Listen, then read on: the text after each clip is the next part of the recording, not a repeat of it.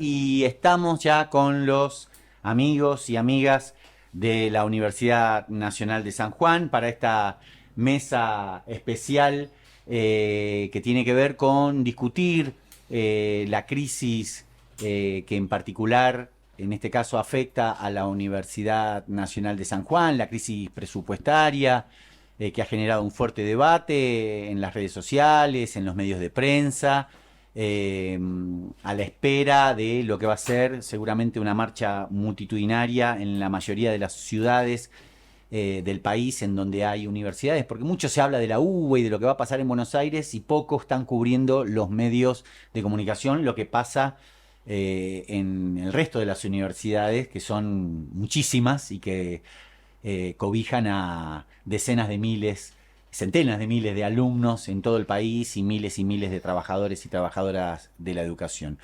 Están con nosotros Guadalupe Aguiar del CIDUN, secretaria de prensa, Marcelo Lucero, decano de la Facultad de Ciencias Sociales de la Universidad Nacional de San Juan, Ana Iturrieta, vicepresidente de la Federación Universitaria Sanjuanina, y está en este momento acomodándose, lo saludo así con la mano dando vueltas, Walter Vera, secretario administrativo del gremio ADICUS. Bienvenidos y gracias por estar acá. Muchas gracias por la invitación. Muchas gracias. Bueno, para arrancar voy a hacer algo que hice hace un rato, que tiene que ver con un comentario referido a la situación en la universidad, laiqueado, o sea, legitimado por el presidente de la Nación. Digo para arrancar, porque está bueno poner en contexto en qué marco se está dando esta discusión. El presidente de la Nación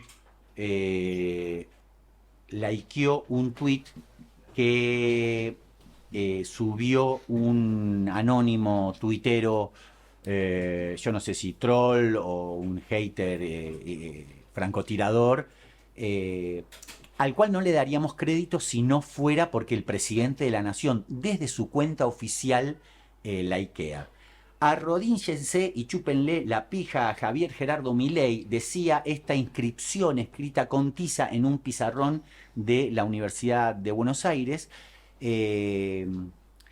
Y bueno, esto es lo que dice el presidente de la Nación como para dar inicio al debate oficial desde Casa de Gobierno con las universidades. ¿Qué consideración les merece? Hola Walter, ¿cómo te va? Ahí tenés el auricular y ahí tenés el micrófono. No sé quién arranca. Bueno, Ana si Iturrieta. quieren, como para ir comenzando, Dale, Anita. en realidad creo que lamentablemente a esta altura ya estas cuestiones no nos sorprenden. Si bien Javier Milei lleva apenas unos pocos meses en el gobierno, claramente parece que lleva añares y nos hace padecer, digamos, desde diciembre hasta ahora, día a día, miles, digamos, de situaciones que nos ponen en escenarios demasiado complejos, empezando por los discursos de odio, que han sido su eslogan de campaña. Entonces, darle like a un mensaje de esta envergadura, la verdad que a mí realmente no me sorprende. Sí, creo que tenemos que seguir llamando la atención y no dejar de mencionar, ¿no? Estas situaciones, porque al fin y al cabo se termina convirtiendo en un cotidiano y terminan como, bueno, ¿qué nos sorprende, Milei? ¿Qué nos sorprende que hagan este tipo de cosas? Y bueno, sí, no nos sorprende, pero no tenemos que dejar de llamar la atención. Son los discursos de odio que se están instalando incluso en los espacios en donde siempre han habido discusiones y las discusiones han sido críticas. Los espacios de la universidad siempre nos han dado grandes discusiones y nunca han sido con el nivel de violencia y el nivel de estupidez, si se quiere, digamos, que quieren implantar estos espacios.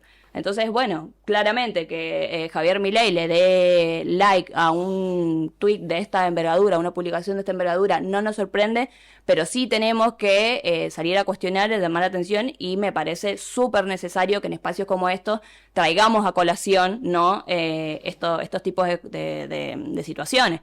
Por ahí nos dicen, bueno, es una publicación, nos están distrayendo.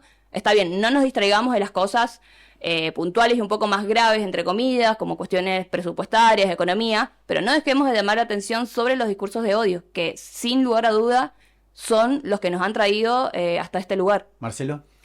Sí, primero de acuerdo con lo que se acaba de decir. Creo que nos lleva al campo futbolero, si se quiere, pero yo en mi carácter de decano me pregunto otra cosa, es decir, ¿qué hace un presidente de la nación con tiempo para pensar, sentir y retuitear este tipo de mensajes? Yo no tengo tiempo. Claro. Walter Vera. Buenos días.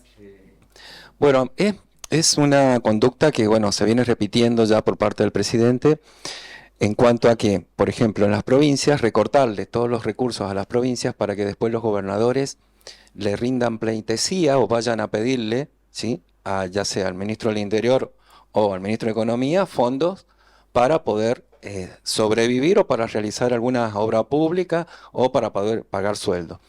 Yo creo que la intención del presidente es hacer lo mismo con las universidades, o sea, postrarlas, hacerlas arrodillar para que después las universidades tengan que ir a pedirle dinero para poder funcionar. Y lo otro es también que estos falsos anuncios de que va a aumentar el presupuesto para el funcionamiento de las universidades, pero no para el sueldo de los docentes. O sea, en las universidades el gran componente del presupuesto es sueldo, es casi el 95%, casi en sueldo. Sueldo ¿sí? que perdió, según las informaciones oficiales, el 35% de su poder adquisitivo. 40%. Sí, entre el 35 y el 40% desde que asumió Milei. Desde que asumió Milei. O sea, ¿sí? perdimos porque estoy en el club, perdimos más que con el gobierno de Macri y Alberto Fernández juntos. Juntos, sí, sí. En 4 meses perdimos más que en 8 años. En los docentes universitarios pasamos a ser pobres, porque la canasta básica está casi en los 700.000 pesos, ¿sí? Y son muy pocos los docentes ahora que cobran por arriba de ese monto. Ni qué decir de los cargos, por ejemplo, JTP o adjuntos, ¿sí? Tenés que tener un cargo exclusivo y mucha antigüedad para poder cobrar un poco más arriba de eso, ¿sí? Así que creo que, o sea, no me sorprende esto, no lo había visto en la noticia, pero bueno, yo creo que trae una lógica de postrar, ¿sí?, de hacer arrodillar, por ejemplo, a las provincias, a las universidades, para que después vayan a pedirle dinero para su funcionamiento. Guada. Bueno, retomando la feliz frase de Milei, que va a pasar a la historia por lo visto, porque está siendo levantada por muchos medios, me parece llamativo que aparezca en simultáneo con el ataque discursivo feroz que están sufriendo la docencia universitaria, docentes e investigadores, ¿no es cierto? Si pensamos también en el ataque a la institución CONICET, a la tarea de las trabajadoras y los trabajadores de la investigación y la docencia universitaria, y que en paralelo se dé ese nivel de ataque tan llano, es llamativo. También el pensar en la persecución ideológica, ¿no es cierto? Estamos en este momento en el debate de qué puede decirse y qué no en el aula, porque de repente hay amenazas específicas, no solamente del presidente Milei, sino también de sus funcionarios. El subsecretario de Políticas Universitarias está hablando de este archivo que están haciendo de videos, fotografías y audios que reciben supuestamente de estudiantes denunciando lo que docentes dicen en sus aulas, y simultáneamente el presidente publica cosas de este nivel, con ese nivel de agresión, más allá del insulto vano y vulgar, con ese nivel de agresión a la oposición, al posible pensamiento distinto, ¿no? El gobierno de Javier Milei asume con un explícito ataque hacia todo lo que provenga del Estado. El Estado no sirve, el Estado es una asociación ilícita, maquiavélica, son una manga de chorros, todo lo que sea del Estado es una porquería, el Estado debe achicarse. Dentro de esa volteada, las universidades nacionales. Dentro del campo popular se han dado muchos debates al respecto y hay diferentes opiniones, las que salen a decir, bueno, hay que salir a defender al Estado, porque cualquier crítica o cualquier debate que tengamos entre nosotros acerca de si el Estado está funcionando bien o está funcionando mal le hace el juego a la derecha. Están los que dicen no, loco, a ver, si llegamos acá es porque efectivamente los gobiernos llamados populares no hicieron lo que deberían haber hecho con el Estado y nosotros en el ámbito universitario también tenemos deudas pendientes. La pregunta es, ¿cómo se da este debate? No lo damos porque le hacemos el juego a la derecha, lo damos porque necesitamos hablar de estas cosas. ¿Cómo lo viven ustedes en sus espacios? Anita. Bueno, los debates, por lo menos desde la Federación Universitaria, están abiertos en su amplitud, desde todos los espacios y con todas las perspectivas posibles. Incluso nosotros, desde antes de que asumiera Javier Milei, desde antes que ganara, hicimos, digamos, unas primeras acciones que fue llamar a debatir, a convocar al Consejo Superior, incluso en el CUIM. Y después hicimos una serie de convocatorias en donde también llamábamos a conversar a los estudiantes que tenían su intención de voto hacia La Libertad Avanza, e incluso hasta el día de hoy los llamamos a acercarse a los espacios, porque realmente creemos que el debate hay que darlo porque es una necesidad. Nosotros obviamente cuando salimos a la calle salimos marcando consignas claras como la defensa de la educación pública, no el recorte del presupuesto. Sabemos que está sumamente atacado el sueldo de nuestros docentes, el funcionamiento de la universidad en sí, las becas, como muchísimos reclamos que están puntualizados. Pero el debate, digamos, el cara a cara, no lo cerramos jamás. Y en cada una de las asambleas y multisectoriales que hemos llamado, ha estado puesto, digamos, en agenda esta cuestión de algo nos trajo hasta acá. Cuáles son los mecanismos de militancia, los mecanismos políticos que tenemos que rever para que, bueno, para que no sigan sucediendo estas cosas, porque digo, es un fingir demencia constante, que cada 4 años tengamos que de repente salir a defender la educación pública. Entonces, ¿por qué suceden estas cosas? Nada. También traigo mucho a colación esta cuestión que decía recién Guadalupe, el docente adoctrinador de que o están adoctrinando mal nuestros docentes, ¿qué está pasando? Digo, o sea, realmente me da mucho para hablar porque el debate, yo creo que la universidad es el espacio de debate en donde se escuchan absolutamente todas las voces, incluso, digamos, la libertad de poder pensar sumamente diferente a lo que sostiene la universidad, que es la educación pública. Bueno, imagínate, digamos, el lugar que te da la universidad para que vos mismo vayas en contra tuyo, digamos, y bueno, y levantes estos discursos que vienen de la libertad. No sé si seguimos en ronda, Marcelo. Sí, no, yo creo que hay que tener cuidado con cómo se propone el Estado, el debate sobre el Estado, porque en realidad es un tanto engañoso la forma en que nos plantean el debate, porque pareciera que hay una aversión total al Estado y en realidad no es así. Creo que lo que se está encubriendo es que ellos apuestan a la figura del Estado, pero a un Estado pensado en otros términos. Por lo tanto, el debate sobre el Estado va a seguir. De hecho, cuando él reivindica a los 100 años para atrás, está reivindicando un liberalismo que justamente empezó a construir el Estado argentino, que sentó las bases del Estado argentino, entre ellos la Ley de Educación 1420. Entonces, lo que nos proponen es pensar que el Estado sí o el Estado no, una discusión dicotómica, vuelvo a decir, con la metáfora futbolera, River Boca, y en realidad la discusión no es esa, la discusión es qué tipo de Estado es que queremos construir, porque está claro que ellos sí se siguen reivindicando y pensando en el Estado, pero claro, ¿qué Estado? Y doy el ejemplo más claro, ellos están pensando en un Estado que permita que la especulación financiera, por ejemplo, pueda tener garantías de desarrollarse. Están pensando en un Estado para grupos económicos, acaban de reunirse hace pocos días, o si no me equivoco, en el día de ayer, en el Hotel Yao Yao con ciertos sectores. Otro ejemplo es darle a Mercado Libre, a Alpering, la administración de los fondos de los beneficios sociales como la UH, desconociendo que hay un tema central allí, que es la exención impositiva bajo la que se ampara por encontrarse dentro de las industrias del software.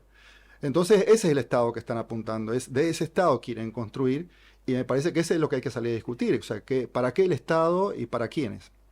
Walter.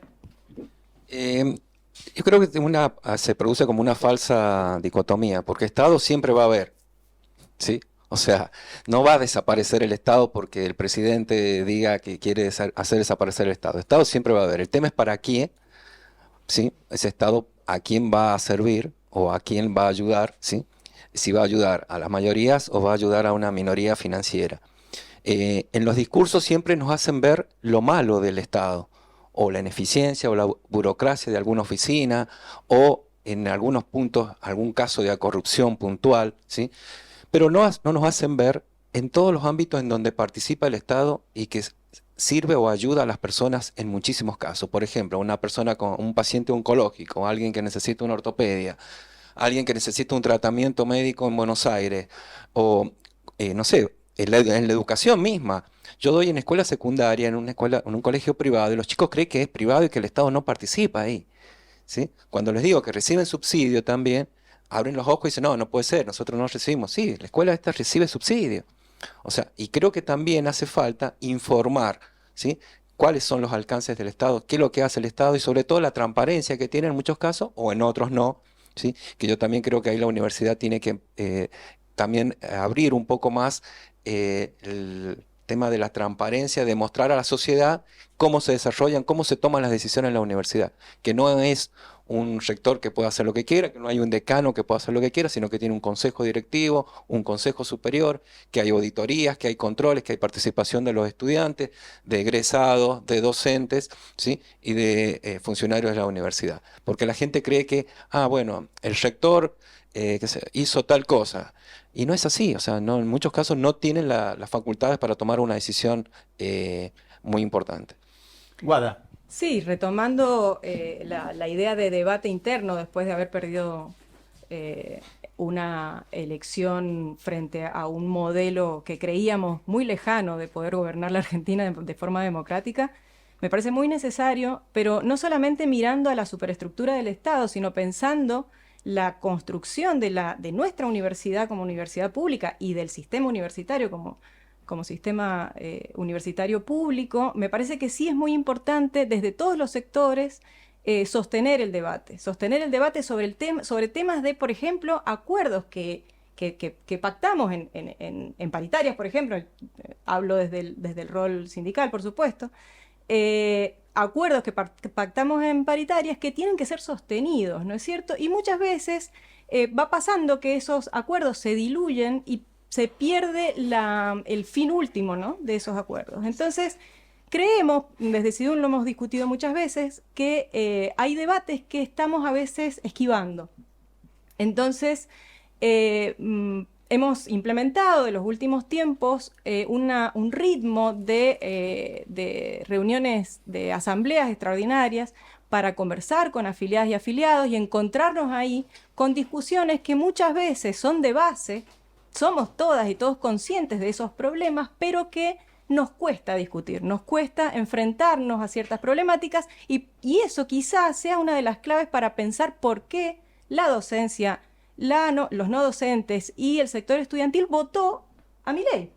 Entonces, hay una discusión de base que hay que dar y hay una cosa que rescato y que rescatamos desde el sindicato, que es esta organización multisectorial que se viene dando también entre los sectores militantes gremiales de la universidad, la Federación Estudiantil como representante de los estudiantes, los 3 gremios docentes, UDA, DICUS y SIDUNS, el gremio no docente, APUNS, nos hace enfrentarnos a nosotros entre nuestras propias contradicciones, nuestras propias diferencias y aquellos acuerdos que necesariamente tenemos que tener porque hay un montón de cosas en las que coincidimos, ¿no es cierto? Sí. 2 o 3 recordatorios. 1, que estamos en La Lechuza. 2, que el teléfono es 154-812-456. Es el mensajero de La Lechuza. Si querés mandar algún mensaje para participar del debate. Otro importante, me hiciste acordar, Guada, con lo que dijiste ahora. Los compañeros de APUNS fueron invitados. La tenían complicada hoy. Daniel Durán, el secretario general, tenía una actividad. Me agradeció la invitación. No pudieron mandar a nadie. Y lo otro es que nos vamos a quedar charlando hasta la 1. Vamos a hacer una pequeña pausa con un institucional de la radio y seguimos hasta la 1 charlando sobre esta universidad en manos de la motosierra de Milei.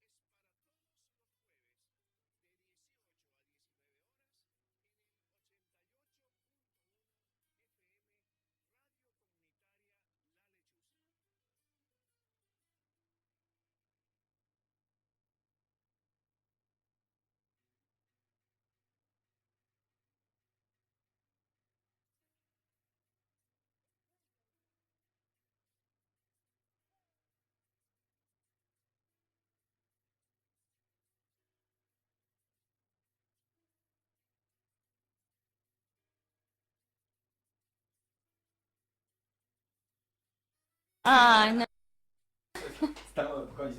35 minutos pasaron de las 12 del mediodía, seguimos en Estamos a Favor, vamos hasta las 13, estamos con Guadalupe Aguiar, con Walter Vera, con Marcelo Lucero y con Ana Iturrieta, de SIDUNCS, ADICUS, del Decano de Sociales y de la Federación Universitaria, respectivamente, charlando sobre la universidad y sobre lo que se viene con esta próxima marcha.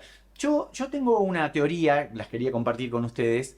Yo creo que en política se avanza y se retrocede, y yo creo que el gobierno sale con expresiones como estas de Milei, soeces, burdas, agresivas, pero después se da cuenta de que viene una marcha en donde cientos de miles de personas van a salir en todo el país y dice, bueno, pará, no, les vamos a dar un aumento, que de ahora vamos a charlar un poco de eso, tenemos que convocar, lograr consensos.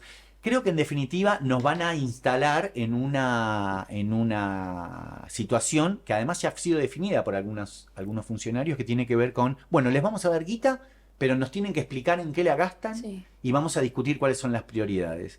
¿Cómo hacer para no caer en esa trampa y empezar a... no, mira, lo que hay que sacar es el palomar, porque mira, el palomar se gasta mucha guita al pedo. No, mira, las carreras sociales en realidad no sirven para una mierda, hay que hacer carreras técnicas, que es lo que el país exige. No, mira, las becas para... empecemos a cobrarle a los extranjeros. No, mejor saquemos la orquesta, qué mierda, vamos a andar gastando en violinistas cuando necesitamos microscopios.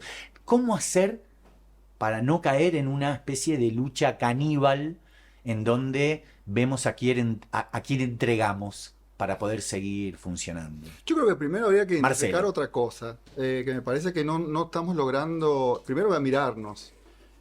Nosotros seguimos todavía con una estrategia excesivamente defensiva. Y está siendo muy exitoso el gobierno y Milei en proponernos la agenda, proponernos los modos, y nosotros creo que no estamos pudiendo corrernos a ese lugar. Y la estrategia defensiva que asumimos es justamente ese tipo de preguntas, ¿no? Es decir, la estrategia de Milei es claramente una estrategia que está, digamos, está pergeñada por la nueva derecha en todo el mundo. Es la estrategia que usó Trump, es la estrategia que usaron en Italia, la usaron en Austria, que es básicamente esto que un autor que se llama Grimson llamó proponernos la sociedad del estrés. El estrés permanente. Pero en realidad no proponen soluciones ahora, después nos vamos a meter en ese tema.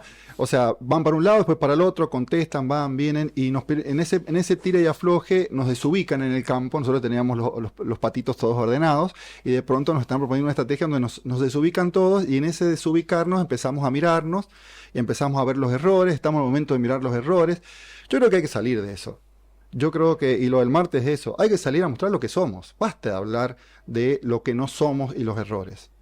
Porque yo creo que si seguimos mirando el vaso vacío, vamos a entrar en esa estrategia y no vamos a salir nunca. Hay que empezar a mirar el vaso lleno de lo que hemos hecho y lo que es, en este caso, la Universidad Argentina, que supera en amplio margen a muchos de los sistemas de América Latina, y puede claramente asentarse en la mesa con otras universidades de otros lugares del mundo. Entonces hay que mirar eso, hay que salir del lugar de que parece que estamos nosotros acusados y estamos ahora en tela de juicio. ¿Por qué? ¿Quién sigue? Walter. Han puesto la lupa sobre la universidad porque, bueno, la universidad, si hay algo que ha dado prestigio y que tiene prestigio en nuestro país, es la universidad pública y la educación pública, ¿sí? Yo coincido totalmente con Marcelo, porque hay un ataque ahora, y va a empezar un ataque, porque supuestamente hay un llamado para el 30 de abril en donde se han convocado al CIN, pero que dice que van a dar dinero o van a aumentar el presupuesto a cambio de auditorías y controles. Exactamente. Sí, creo que iba por ahí tu... Leímos el mismo artículo. Leímos el mismo artículo anoche en el ámbito financiero, ¿sí? O sea, la universidad perdería su autarquía y autonomía, ¿sí? Si cae en estos juegos perversos, ¿sí? De te doy dinero, pero bueno, te voy a mandar una auditoría o me tenés que mostrar en dónde gastás, ¿sí? Y hay un cuestionamiento, ¿sí? Hacia las carreras, hacia muchas facultades. Esto, acordate que también viene desde la época de Macri, esto de crear facultades para que vayan los pobres, sobre todo en Buenos Aires, ¿sí? O crear universidades en el sur, si no hay gente. O sea, Son todos guanacos, Sí, son todos guanacos. ¿te acordás? Sí, sí, sí, sí. O sea, hay un cuestionamiento hacia todo lo que es la universidad y va a empezar un cuestionamiento hacia nosotros. Y lo que vivimos ahora, estamos viviendo todos, es una incertidumbre total, este estrés que decía Marcelo. O sea, nosotros no sabemos como docentes si vamos a cobrar dentro de 2 meses, ¿sí? Y ya hay docentes que les han embargado o el auto o no pueden pagar los servicios, ¿sí? ¿Por qué? Porque los servicios se han actualizado, han aumentado un 300, 400% y los sueldos solamente han aumentado un 16% en estos últimos 3 meses, ¿sí? Entonces ya estamos en un estrés, en una incertidumbre y nos empezamos a cuestionar, ¿estábamos haciendo bien lo que estábamos haciendo? ¿La universidad estaba funcionando bien? Yo estoy como docente, ¿estaba cumpliendo lo que tendría que hacer? ¿O nos cuestionamos con los otros colegas? Che, ¿estamos bien lo que estábamos haciendo? O sea, cuando nosotros traíamos ya un orden, por así decirlo, ¿sí? Algo previsible, que sabíamos que teníamos que cobrar un sueldo todos los meses, que podíamos tomar un préstamo porque sabíamos que lo íbamos a pagar, ahora no lo tenemos. Ahora estamos viviendo en una incertidumbre total, en donde no sabemos si el mes que viene vamos a cobrar. Y así está pasando también en mucha gente que trabaja en las empresas públicas o organismos públicos que no sabe si el lunes, cuando llegue a su hogar, a su lugar de trabajo, lo van a dejar entrar o está despedido. ¿Sí? Guada. Sí, retomando un poco lo que comentaba Marcelo de la mirada positiva, realmente el orgullo que tenemos quienes hemos pasado por la universidad pública a nivel internacional nos enorgullece, porque realmente es un modelo de universidad que se ha sostenido en el tiempo de manera gratuita, laica y de calidad, y realmente no hay momento en nuestra vida cotidiana en la que no interactuemos con alguna persona que ha pasado por la universidad. O sea, la función social de la universidad pública, pensando en San Juan, pero lo trasladamos a todo el país, por supuesto, es clave.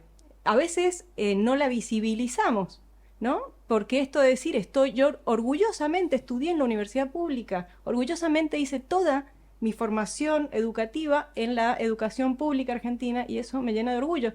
No estamos quizá tan acostumbrados en el común, en el cotidiano, digamos, de decirlo, pero también hay una demonización de la organización de los trabajadores y las trabajadoras. Entonces el ataque a la institución no solamente es a los sectores que se forman, sino también a quienes forman, ¿no? Pensaba también en esto que comentaba Walter de la autonomía, ¿no? La autonomía universitaria.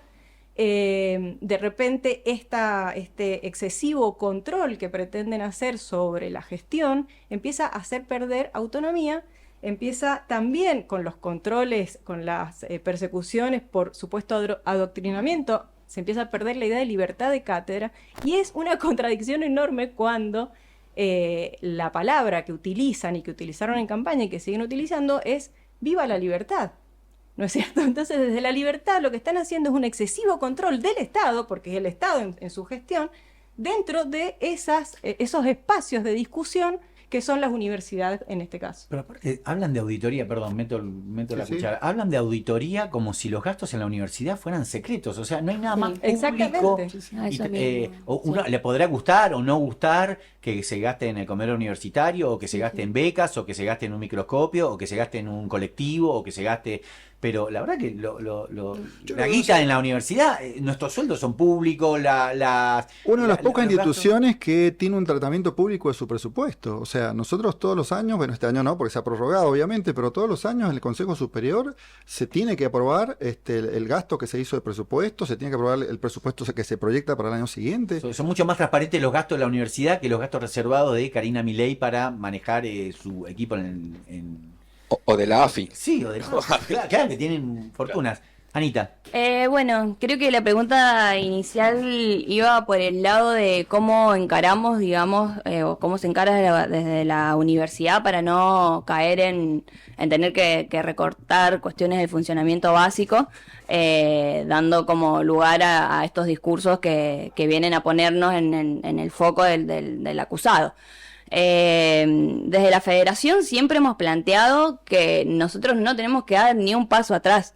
Entonces hemos tenido discusiones muy arduas con las autoridades y con los secretarios que tienen que ver con tenemos que seguir sosteniendo el comedor universitario El comedor universitario no puede ser solamente para los estudiantes que son regulares y que eso ha hecho una baja muy grande, pero muy grande en las personas que tienen que acceder a la comida.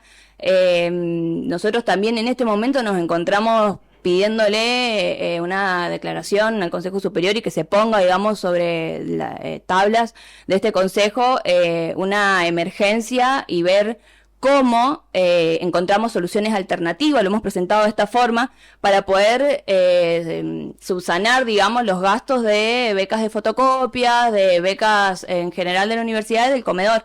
Realmente es una bandera que no hemos bajado, no nos hemos conformado con que el gasto es necesario por el presupuesto.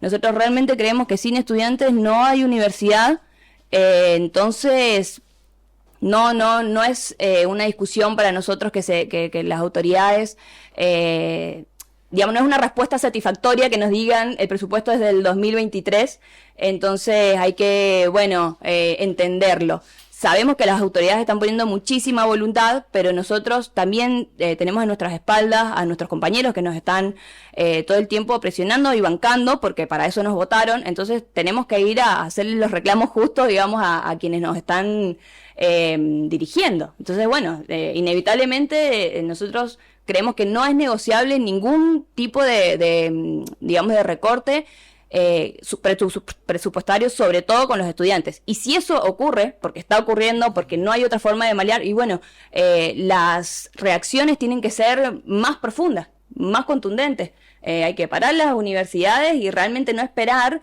a que suceda lo inevitable, a que realmente la cierren. A raíz de lo que planteas, Ana, a mí se me ocurría, y en realidad lo planteamos en algún otro debate que se dio en la lechuza, ¿cómo resolver esa encrucijada? Yo escuché importantes funcionarios de la universidad, no solamente la Universidad Nacional de San Juan, hablar, por ejemplo, de que, bueno, no vamos a poder dar clases a la noche Sí. porque hay que apagar la luz, los pibes además van a empezar a faltar porque el colectivo está carísimo y entonces vamos a tener que volver a clases virtuales, ya no por pandemia, sino por la situación actual. Y hay gente que dice, bueno, pero si hacemos eso, le hacemos el juego al ajuste. Estamos ejecutando el ajuste que el gobierno Claro. nacional. Otros dicen, bueno, pero no tenés otra. Otros dicen, no, hay que mantener el lugar y pensar a la universidad como un lugar. Y no podemos sacarle a los pibes el derecho a poder cursar de noche, sobre todo los que laburan, etcétera, etcétera. ¿Cómo se resuelve esta encrucijada, Walter? Sobre el tema de la virtualidad, ahora se está discutiendo en la universidad el tema de, en las paritarias, el tema de las clases virtuales. ¿Por qué? Porque es también caer en este discurso de la derecha, o sea, del presidente, de que vos vas a dar clases de tu casa, entonces la gente no se va a trasladar, no se va a reunir en una universidad, no va a discutir con un profesor, no se va a dar la presencialidad que es tan importante, ¿sí? Y estás cortando todos los lazos. Por eso nosotros desde Adicus decimos que es primordial la presencialidad. O sea, la virtualidad fue una excepción, ¿sí?, por la pandemia, pero no tenemos que caer en decir, bueno, podemos dar una clase presencial y otra virtual. ¿Por qué? Porque le estamos haciendo el juego a lo que quieren desde la presidencia, de cortar estos lazos, ¿sí?, que son tan importantes entre docente y alumno, el cortar estos lazos de las discusiones que se dan en el aula, ¿sí?, y de tener un docente freelance, por así decirlo, que tal vez graba una clase y después se la manda a los alumnos, o está trabajando de su casa y está trabajando en la Universidad ahora doy en la mañana una clase para la Universidad de San Juan y a la tarde doy una clase para la Universidad de Mendoza o de Río Negro, ¿sí? O sea, esto del freelance, ¿sí?, que es lo que creo que quieren pretender. Guada.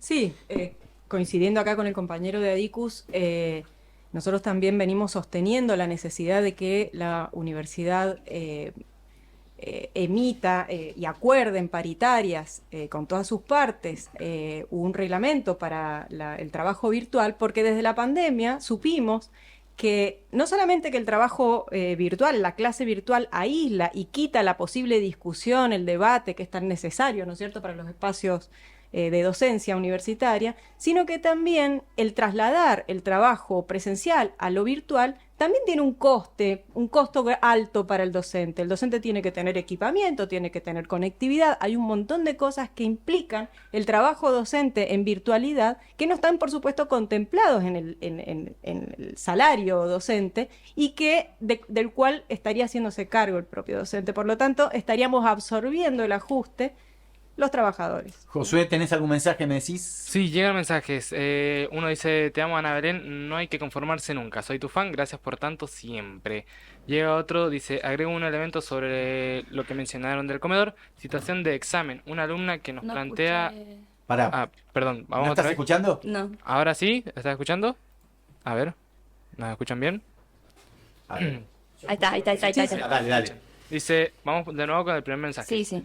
Te amo, Ana Belén, no hay que conformarse nunca. Soy tu fan, gracias por tanto siempre. Llega otro y dice, agrego un elemento sobre lo que mencionaron del comedor. Situación de examen. Una alumna que nos plantea que si no aprueba nuestra materia, pierde la regularidad y no puede seguir accediendo a las becas y al comedor, y sin eso no puede seguir estudiando. ¿Cómo podemos hacer bien nuestro trabajo, en este caso de evaluar, con esta presión encima? ¿Algún mensaje más? No, hasta el momento no. No sé si alguien quería decir algo o si no les pregunto y voy al grano sobre la marcha, ¿no? Ayer hubo un intento enorme, me parece, una operación política manifiesta del gobierno de desarticular la marcha. Bueno, el gobierno ya se dio cuenta, como el de las prepagas. Nos mandamos un quilombo, ya lo vamos a resolver, convocamos al 30 de abril, como decía Walter, y ya empezaron a ver algunos operadores dentro de la universidad que claramente están desalentando y diciendo, bueno, en realidad están los zurditos y los peronchos agitando una marcha que no tiene razón de ser porque el gobierno manifiestamente quiere dialogar. Quería hacer primero una pequeña aclaración con respecto al mensaje que leyó recién, que tiene que ver con, bueno, algunas de las, vamos a llamarles pequeñas victorias que vamos como consiguiendo cuando conversamos con las autoridades, y ahí donde también se ve, digamos, la voluntad de las autoridades de la universidad. Que es que, bueno, es verdad que nos piden esta cuestión de 2 materias para poder acceder al comedor, pero no ser regulares, digamos, la cuestión de la regularidad te la da haber aprobado 2 exámenes, esto a modo informativo, digamos, 2 exámenes finales el ciclo lectivo anterior, pero a los acuerdos que se llega con la Secretaría de Bienestar es que al haber aprobado 2 finales, en los 365 días antes de poder inscribirte al comedor ya puedes acceder. O sea que no es que porque no hayas aprobado ahora en las mesas de abril ya perdés la regularidad y no accedes. En realidad, bueno, puedes no ser regular, pero aprobando 2 finales ya te dan la entrada al comedor. Es un dato, pero que está bueno decirlo porque hay mucha confusión con respecto a eso. También, la cuestiones de comunicación que por ahí se atarean. Uno empieza a llenar las redes sociales de comunicaciones, de planes de lucha, y bueno, y se va perdiendo información que por ahí es importante.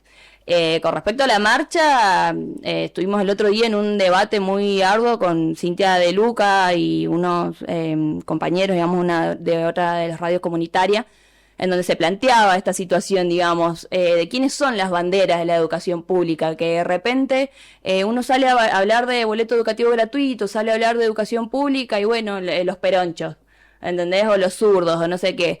Escuchame, o sea... En la época de Macri también se trató de vapulear, digamos, la educación pública, hicimos una gran marcha y bueno, y se tuvo que dar marcha atrás, si bien el presupuesto no fue, digamos, el acordado, pero no hay una bandera de la educación pública de un partido particular, o sea, eso también es lo que se tiene que instalar.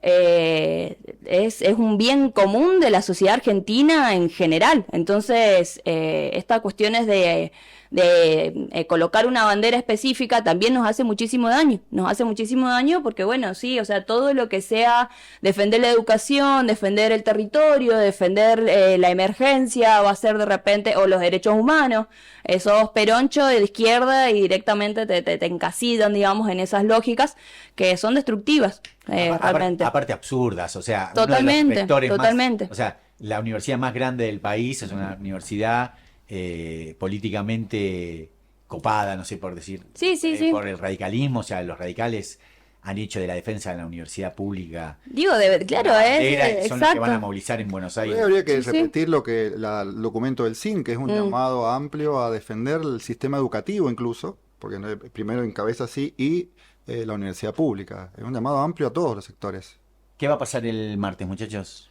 Yo creo que el martes va a ser una marcha multitudinaria, va a ser acompañado por docentes, por alumnos, por familiares también, ¿sí? Y por gente allegada a gente de la universidad, y no también, porque hace poco leí una encuesta donde decía que casi el 90% de los encuestados decían o tomaban a la educación pública como algo muy arraigado y muy fuerte y muy importante para nuestro país.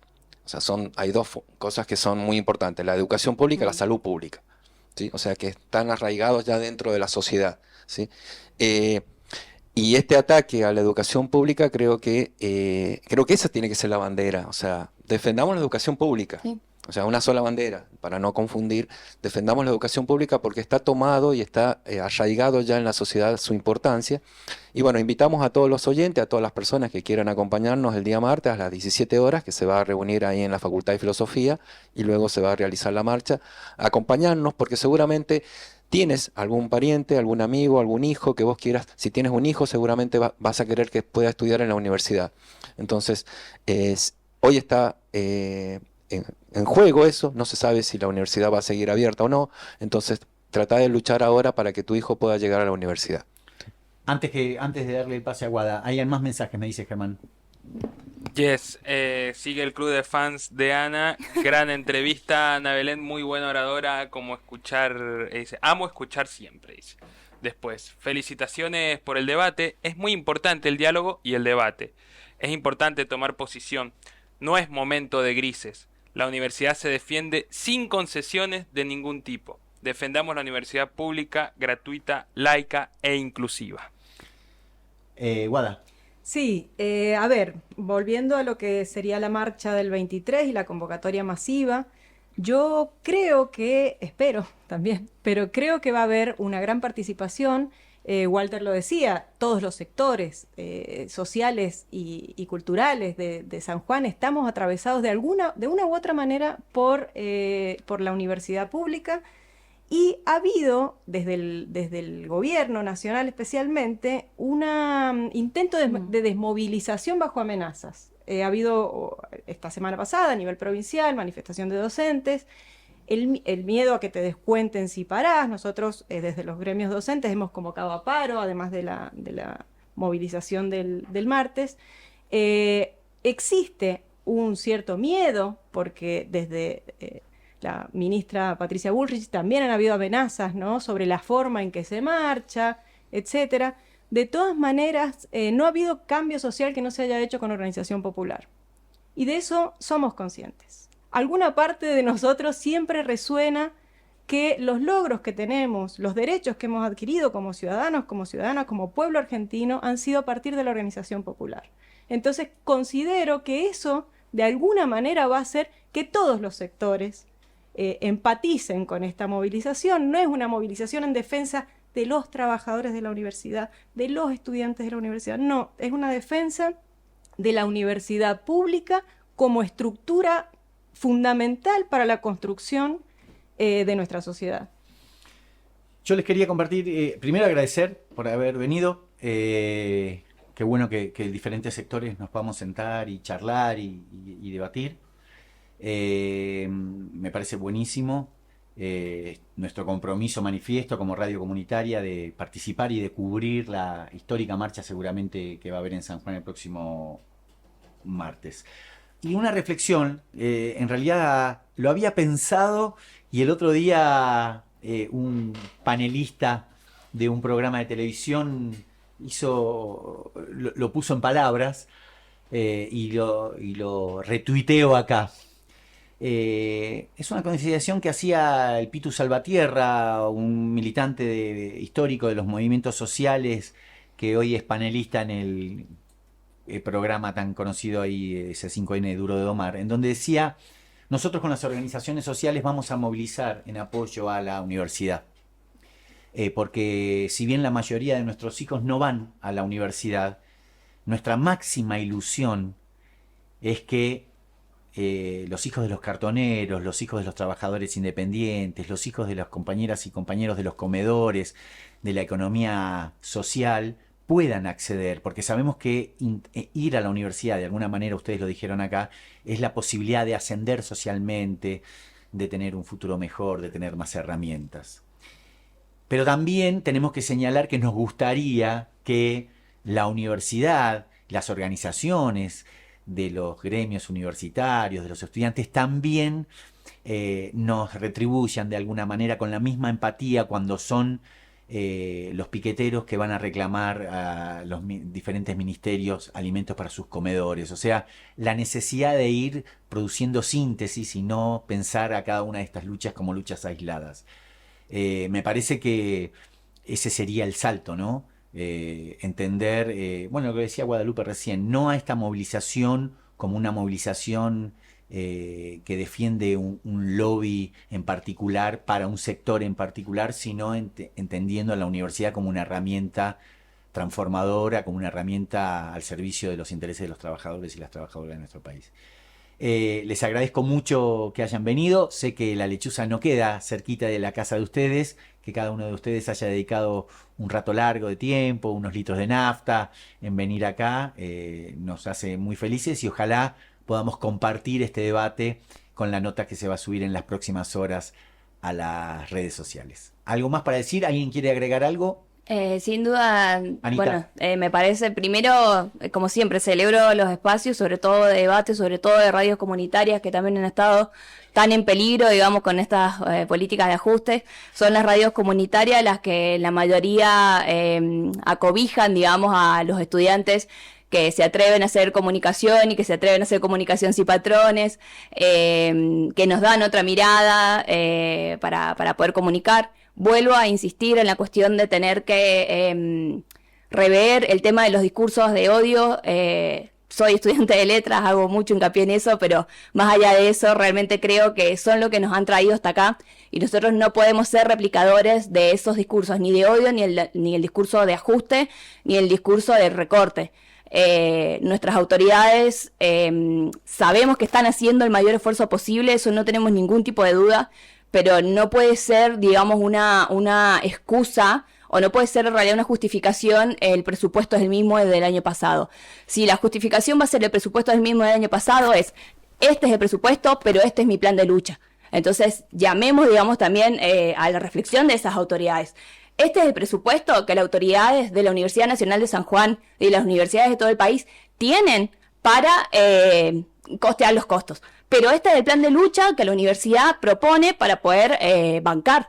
Porque si no, le estamos haciendo el juego. Apagar las luces de las facultades, sí, es una realidad. Tenemos que ahorrar. Pero ese tener que ahorrar es ahorrar en derechos básicos, que es decirle a los pibes, vas a tener que cursar hacinado, compartiendo aula con otro compañero de otra carrera, y el profesor se va a tener que amoldar, digamos, a estas condiciones, porque nosotros nos estamos amoldando al modelo universitario que nos está proponiendo Milei. Entonces, ya estamos, ya llegó, la era de Milei ya llegó, está acá, y nuestra universidad no puede entrar en esas lógicas, de ninguna forma. Entonces, nada, como cerrar con eso, invitar a la marcha, obviamente, el 23 tenemos que estar en la calle, somos los hijos de los trabajadores, somos las maternidades, somos las disidencias las que estamos poniendo el cuerpo y las que necesitamos llegar y cumplir nuestros objetivos de ser universitarios. No solamente por el ascenso social, sino por el derecho al conocimiento básico, digamos, que nos brinda la Argentina. ¿Listo? ¿Algo más? Gracias, muchachos. Gracias por haber venido. Nos vamos con el Expreso Farco que tenemos para hoy. ¿En qué consiste, Germán?